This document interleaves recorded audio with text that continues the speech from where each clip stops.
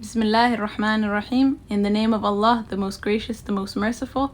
My name is Subhan Abdullah. I'll be the narrator for this story written by my father Abdurrahman Abdullah, also known as Anagil. Self-Inflicted Wounds, Part 7. The last few months of 2008, Saeed and Qali were having a tough time in Afgoye city.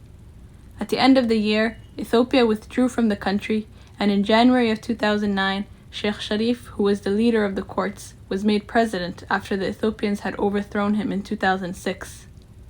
There is no doubt that the people of Somalia are suffering under the leadership of corrupt men who are under the control of the international community, which is led by the United Nations, comprising of Western countries in which America is their leader. These countries side with each other and give firearms and assistance to the groups that are fighting in Somalia. Their intervention increases the death, injury, and displacement of the Somali people.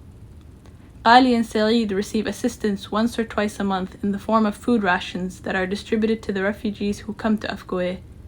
The food is sponsored by Somalis living in the diaspora who have taken responsibility for their fellow people, and also several charity organizations that work in Somalia.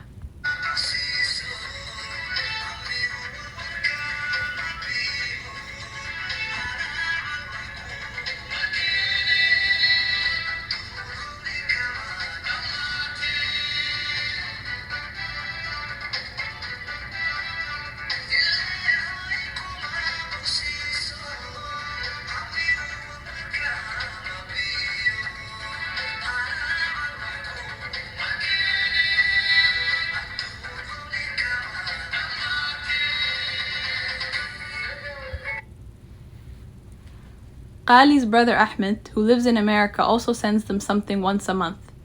The lack of water and poor sanitation in Afgoye further weakened Qali, who was already unwell.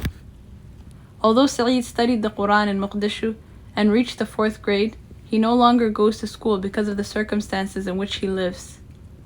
Qali, who feels sad and miserable for Saeed's situation and who wants to uplift his spirits, says to him, "O Saeed, what a person does and what a person eats is decided by God. Suffering and displacement both come to an end. Suffering redesigns countries. We will not despair in the mercy of God." See you in episode 8.